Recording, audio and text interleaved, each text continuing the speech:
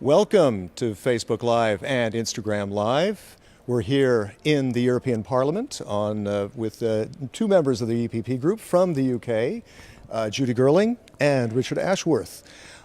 We got some questions from you coming in, and I also have some of my own. And actually, my first is, after this big, major demonstration, more than 1 million people who turned out in the streets in London over the weekend, what now? Well, the demonstration in itself hasn't changed anything, except for making it very clear that there's over 1 million people, and for each of those people there's 10 other people who agree with them. So, it was a great show, and we both went. We enjoyed it very much. It was good therapy for us all. Mm-hmm. I think it sends a message to Parliament, and as you know, last night the UK Parliament voted to take back control. Just for themselves. Tomorrow. I think our demonstration, our march, would have had some effect on that decision, yeah. Okay, Richard, what do you think? Forgetting, of course, we've now got 5 million signatures asking the government to debate and look at revoke. So that's incredible. I mean, you've never attracted those sort of numbers before. And maybe it may or may not put pressure on the Prime Minister, but it certainly says to those 1 million people, to the 5 million people, all the friends and all the people who sympathise with them, look, we're here, we're real, we have views, and we demand to be taken notice of. Resistance is not useless. Mm-hmm. Keep it up. Okay, well, let's get a few questions from some of the viewers. Joe Frost asking, I feel more European than British. Would it be possible to get a new official European nationality? I think not. The European Union is made up of member states, of national states. So the idea of a European citizenship is one that is conferred via your national citizenship. So if there were to be such a thing, it would be symbolic only, and nothing wrong with that. But I think in terms of legal status for people as European citizens, let's not pretend that can be something that can happen. Okay, Marita, from Marita Mentz, next question. When do you expect your mandate to finish? Richard. Good question. Loaded question. Good question. Originally, of course, we were going to finish on Thursday. Now, of course, it's April the 12th, and anything can happen within this next week or two. To try to answer that question, when do I expect to? Very least would be May the 22nd, but quite possibly June 30th. Okay. Which is the end of mandate, by the way, for the whole of this Parliament. I mean, everything is up in the air, but if you had to run again for European Parliament, there's not much time, is there? Is this really feasible? It's feasible up until April the 12th is the date, is in UK law when that election has to be effectively called. Okay. And so it's not a coincidence that the date that the European Union and the UK agreed on was April. So, it would be a very hurried election campaign. We're used to, with European elections, being very well planned because they're fixed every 5 years. Right, exactly. But as Brits, we're very used to snap elections, So whilst it hasn't happened for the European election, it's not that difficult for us to see how that could happen easily. So not too shocking for you. A question from Diederich. How are the 5 million signatures on the petition going to influence Brexit? Richard.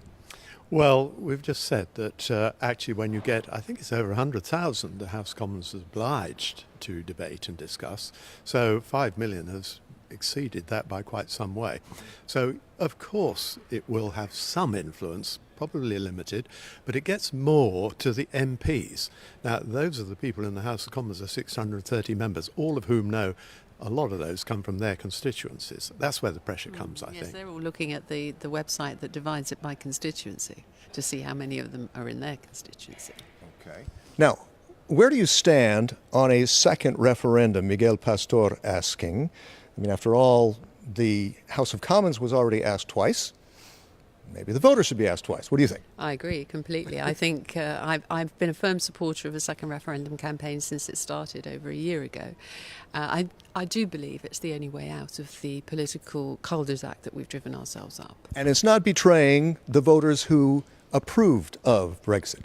I don't think so. Democracy is an iterative process. It doesn't end with one vote. Problems problem with the referendum, of course, was that some people have chosen to decide that that was it. That was the definitive answer. The question shall never be asked again.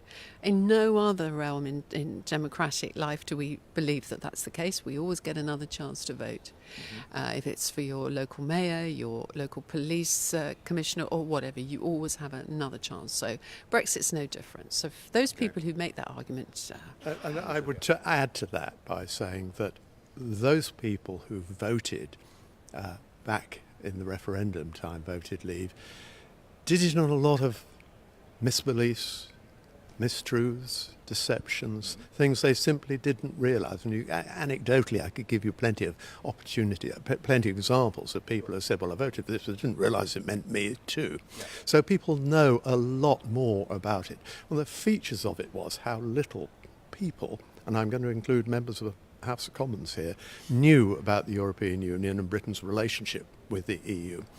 All that has changed, of course, over these last 2 years, and of course people's opinions are going to change. If you doubt that, go ask car workers in Swindon or in Sunderland. Ask them what their view is now. Okay, so but it is different. But I think, but it's interesting. There's something on the wire today, citing a poll, a survey, that it's now 55-45 to remain. But if you work in the margin of error, because this is a survey of 2,500 people in a huge country. And if you think about maybe there could be new misinformation, there could be new hijacking of a second referendum campaign by other people, is that not the danger that perhaps the second referendum would come out the same way as the first? Julie? Well, you say danger. You see, I wouldn't use that word. I would say that I believe that there is a larger proportion of people who are better informed now. For sure. Okay. Doesn't mean to say they're fully informed, or I'm a member of the European Parliament for 10 years and there's still things I don't know, so of course they're not going to be absolutely fully informed. I think the difference will be differential turnout. I do not think that we're going to get anything like the number of people going into the polling booth who said they did last time, making up their mind at the last minute just to give the establishment a bloody nose because they could, never thinking for a moment it meant that we were going to leave. And then Googling next day to find out what the EU's about. Exactly. I mean, that phenomenon has now passed. Doesn't mean to say that there isn't a hardcore of people who want to vote to leave, whatever, because there is. Yeah. But they are not a majority. They are far from it. So I think it's all to play for. You caught me. I should have said the possibility, not the danger. That was a loaded, biased question. Sorry about that. Hubert asking, what will happen with labor migrants from Poland, for instance? Will they be able to stay? That was the hot button of the Brexit campaign. It was, and I always had the feeling that when people were voting, as we were told, on immigration, it was a catch-all. They were thinking of other things and weren't strongly identifying with EU migrants. So since that time, the consequences of it are beginning to come home. People in Britain are beginning to understand the consequences, for example, on the National Health Service. We've got something like 46,000 vacancies now in staff. And so those people made a vital contribution to the UK economy. They're welcome.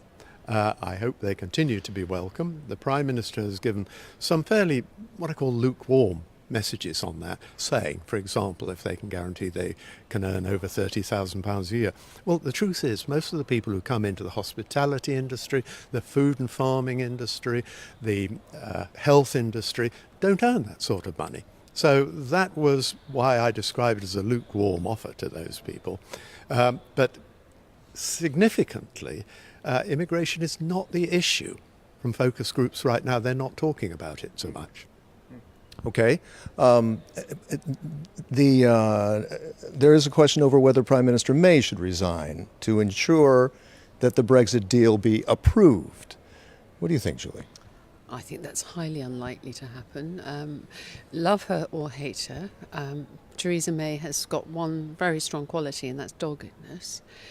It would be foolish for the Conservative Party to defenestrate her at this stage, because in order to get a replacement for her, they have to go through a process that would take them well beyond April the 12th, and would confuse the life out of the whole issue. So I think Mrs May is well known for her party loyalty, and I think that alone will mean that she will be sitting there now saying, I am not resigning, because there is no guarantee by resigning I'll get my deal through, and I could actually unleash a whole new Pandora's box of chaos through doing it.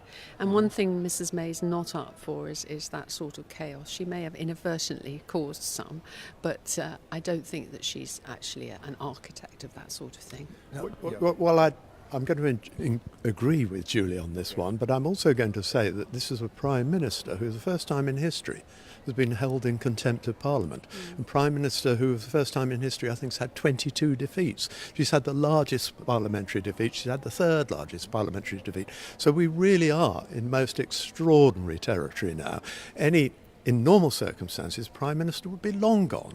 But I agree with Julie. But what would we gain if you replaced her at present? You wouldn't do away with those splits in British society now. And I think that's the most painful thing of all. The way that communities, families, businesses are split right down the middle. And how we get that back together, I don't know, because it is so damaging to the United Kingdom. How much do you fear a hard Brexit, Julie? It's still possible, right?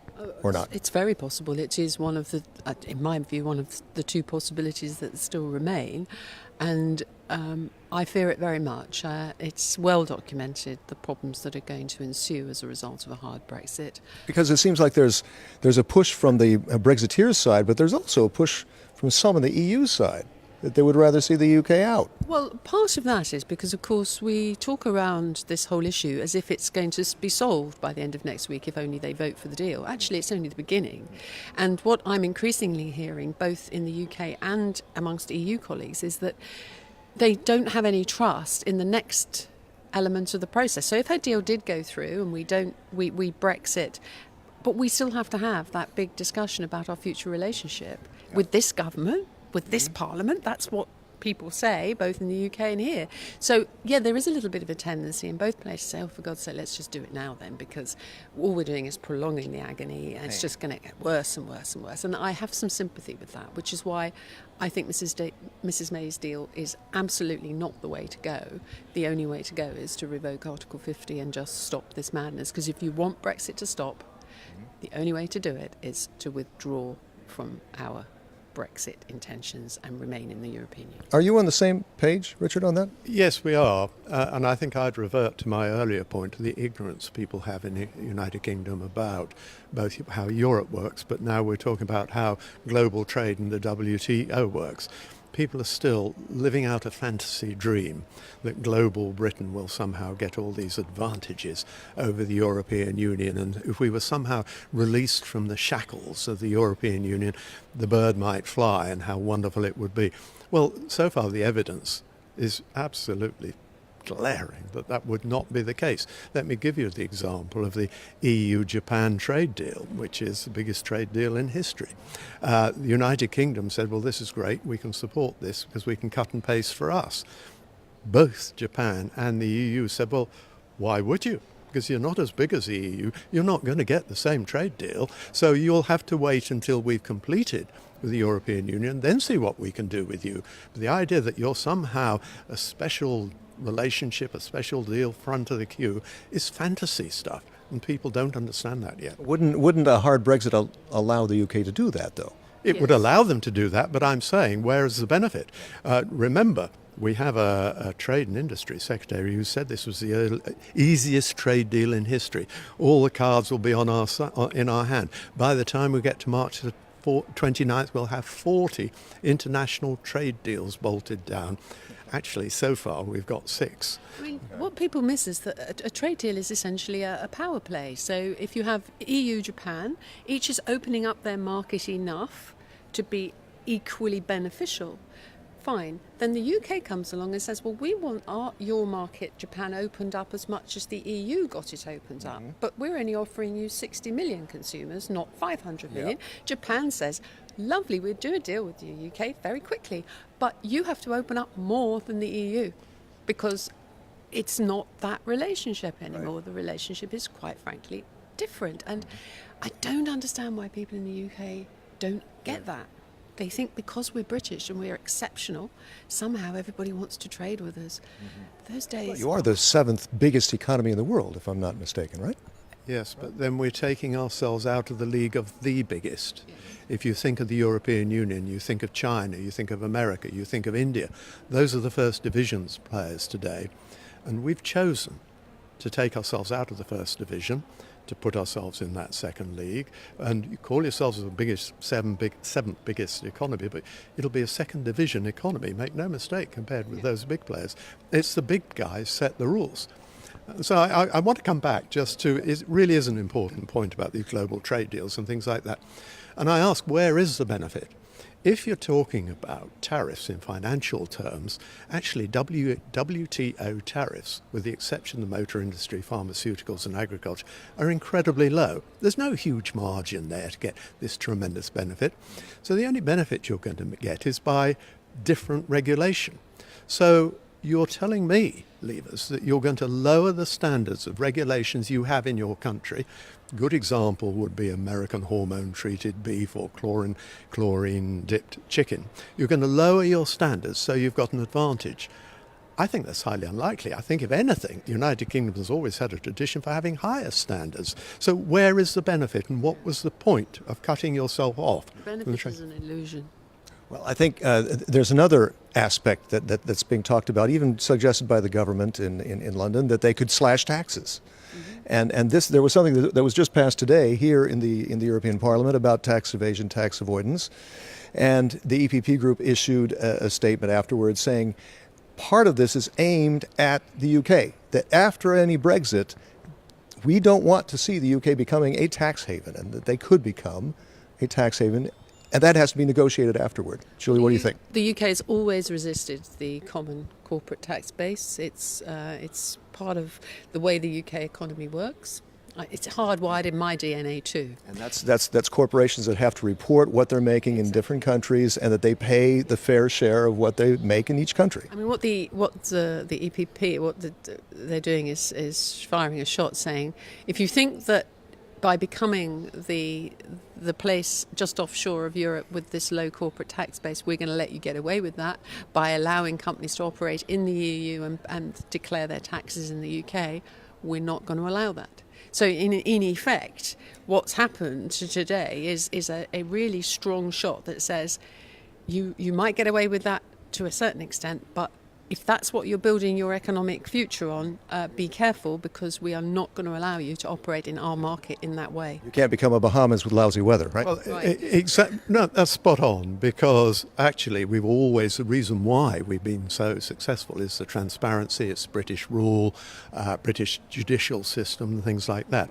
So you're quite right. If you're somehow going to sell yourself as a dark corner where people can hide money or whatever, you're going to alienate yourself from the rest of the global community. And I don't think that's an avenue United Kingdom wants to go down. Quite the opposite. So it may be useful to have a warning shot, and I do agree that we don't want we want to be able to maintain sovereignty over our tax bases and things like that. Yeah. But actually, to be undercutting, to be racing to the bottom, as they always say with these things, no, that's not the avenue you want to go down. What's the Brexit sentiment in each of your constituencies? What are you hearing there? Do you see any change of mind in the last 3 years? Yeah, a definite shift towards can you please just make it all go away? People are so, to say bored, it would be a pejorative. They're just Brexited out, and I want to see a different headline on the front page. They do, and they can't really understand why politicians have been unable to sort it out. And of course, the answer to that is not all problems can be solved. Not everything has a neat solution. This is a very difficult question that was offered a very binary and simple answer. It doesn't work. So we all have to work very hard to understand the more complicated elements. But I think that translates to a lot of people as, okay, just make it go away then. But don't get me wrong, I also detect in my constituency a hardcore of people who see everything, take that corporate tax thing you just mentioned, if they're aware of it, they would see that as a punitive measure by the EU against poor old UK, and they will use that as a narrative that builds up a resentment and a much firmer belief that we should exit. But I would stereotype, sorry, forgive me, but those people tend to be older. They tend to not really have much of a future stake in European cooperation. Young people are almost all entirely like, for goodness sake, can we just not leave and just get on with building our future as part of the EU? Did they explain to you why most of them didn't vote? And will they vote this time? I don't, if there is another. I never asked that question, actually, because it is absolutely obvious to me that that won't happen the next time. So, you know. You're right. I mean, that will be the biggest feature, that young people this time will vote. You're right. Last time, only about 25 to 27% of them turned out to vote. They are the people who are pretty annoyed today because that is their future. They feel European. They can see the benefits, and they feel that slipping away from them. So, if they are denied the opportunity to vote again, because let's face it, at the moment we don't have a vote coming. No, we don't. So if they are denied that opportunity, then they will be extremely angry. Some see this Brexit vote, and the first one, as being a vote by people who are believe there's a democracy gap in the EU. How do you feel about that, and how to close that gap? Nonsense. And I've heard it time and time and time again. And I'm angry that no British government has ever said, look, this isn't true. No British government has ever said the council is elected, the parliament is elected, decision making is 50-50. Instead, they've allowed this ridiculous persistence of this story that it's unelected bureaucrats running your life. That's total nonsense. Of course, you guys are not elected, right? Exactly. We are, and so are the council. But you know, there isn't a great deal of mileage in that argument in the UK now, because what has happened as a result of Brexit is ordinary people have looked in utter dismay and despair at what happens in Westminster. So if they did agree with that narrative that Westminster was good, European bad, they certainly don't feel that way anymore. They think Westminster is a circus. So there probably is still a very strong and growing view that there's a democratic deficit, but it's not resting with us anymore. Okay. It's resting with London, and they need to be very careful because they have undermined their own credibility. Just to follow up, how's your constituency doing? What are you sensing there? My constituency has got a very high number of students in it. And in fact, we saw the consequence of that in the general election which followed the referendum. Which area is this? Southeast. And the students all turned out to vote. They'd got the message by then.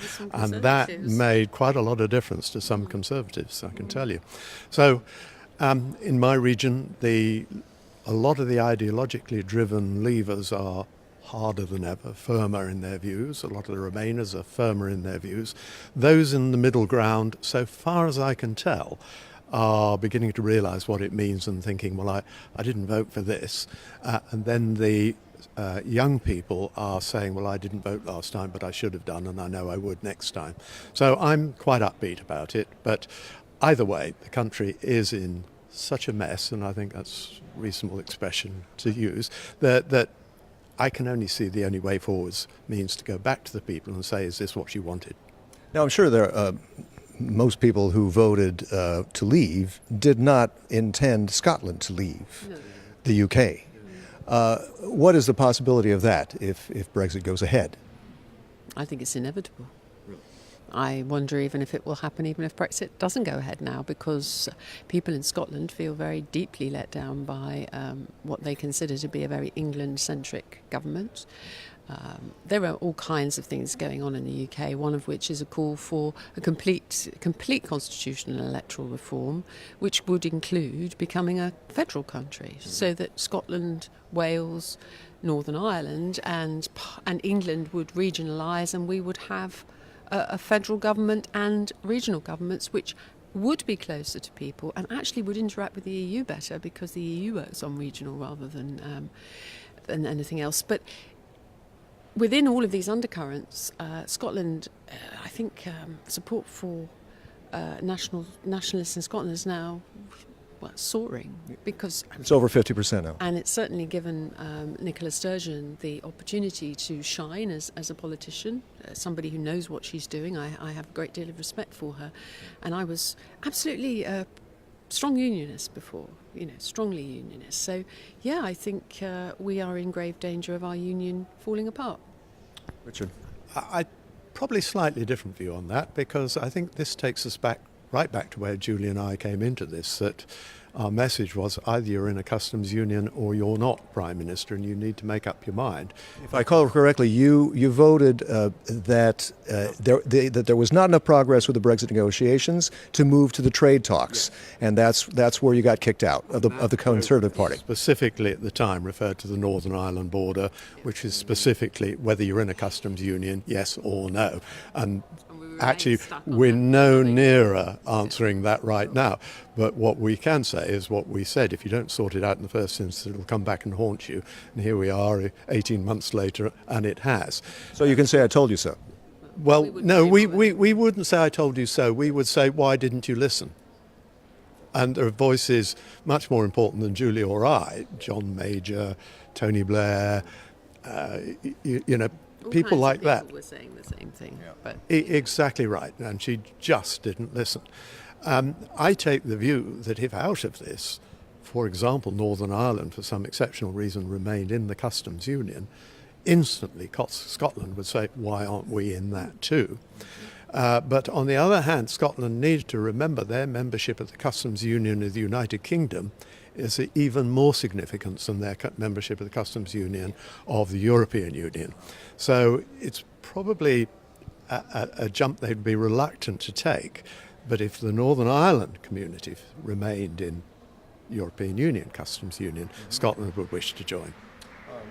You're listening to and watching Facebook Live and Instagram Live. I think we'll take a few more minutes, huh? Okay, that's what my producer is saying. I think we can take a little more time, huh? Okay. One question from me is, the UK has opted out of some EU policies and blocked others. Would it be better for both sides for the UK to switch to the European Economic Area like Norway? Julie. to me, that's always second best. What is the point of being in the European Economic Area, following almost all of the regulation, the acquis, but not having a seat at the table? We aren't Norway. We're 60 million people. We're a very large economy. I really see no benefit in any of these halfway houses. I appreciate the Parliament's going to discuss them, and fine, but to me, I don't want to. This is the one area on which I agree with all the hardline Brexiters. I don't want to be a rule taker and not a rule maker either. It just seems utterly pointless to me. Interesting that another poll showed that about 80% both of pro-Brexiteers and Remainers think that the whole situation has been mismanaged. That kind of suggests that. Richard, any more thoughts? Absolutely. Well, on that one, the Norway issue, it may on the face of it look attractive, but please remember Norway pay into the European Union fund some 87% per person of what we pay as full members in the United Kingdom. And yet Norway have absolutely no say on the regulations. They sit and wait for people in Brussels or Strasbourg to make up those regulations and then tell them what the rules are and what they've got to follow. That's okay for Norway, with no disrespect to them, but a relatively small economy and a very specialist economy. But for the United Kingdom, with 65 million people, very diverse economy, a service-based economy, and remember, service is a very big issue. We talk about the relationship with the customs union and things like that. That's all about trade in goods. Other issues like WTO don't cover services, and Britain's excellence is in services. It's 80% of our economy, and we propose to cut ourselves off from Europe on that. That's madness. I appreciate both of you going into overtime. I know you have many things to do. You have a final thought before we wrap this up to both the UK citizens and the rest of Europe? Well, all I would say to my fellow UK citizens is this what you wanted? We still don't actually know where we're going, what the final deal is going to be. Did you think we would be in this position nearly 3 years on? Is it worth it? or we are British. In the sense of, I don't mean that we're so great because we're British, but one of the things we're good at is humility to some extent. We change our minds. We can, with all good intention, just change our mind and say, okay, look, we walked down that road, but we're clever enough to stop now and say, okay, let's turn back, because that was not what we planned. And there is absolutely no shame in that. That makes us bigger, better people if we're able to do that. Richard, to your constituents, to the UK citizens, to the Europeans? I would say to British people, as a nation, you should be incredibly proud of what the United Kingdom's achieved over the last 400 years. Our empire and Commonwealth, our influence, be it social, political, judicial, is the model that everybody copied around the world. And the influence of the United Kingdom as a truly leading nation in this world has been fantastic. But following the First World War and the Second World War, Britain had hemorrhaged its strength and in the 1950s was in difficulty. But by joining the European Union, we leveraged our influence through the European Union to the point today we are still a world-leading country. But in the referendum, in voting to leave, we chose to take ourselves out of that position. We chose to relegate ourselves from the first division, the big nations, the European Union, United States of America, China, India, the first division. We chose to put ourselves in the second division. We'll find our economy is a second division economy, and I'm sad to say we'll find we've got second division influence. Richard, Julie, thank you very much for joining us. Thank you. Thanks to all of you for watching. A lot to think about, and a lot to think about as we look ahead to what the House of Commons will be doing tomorrow.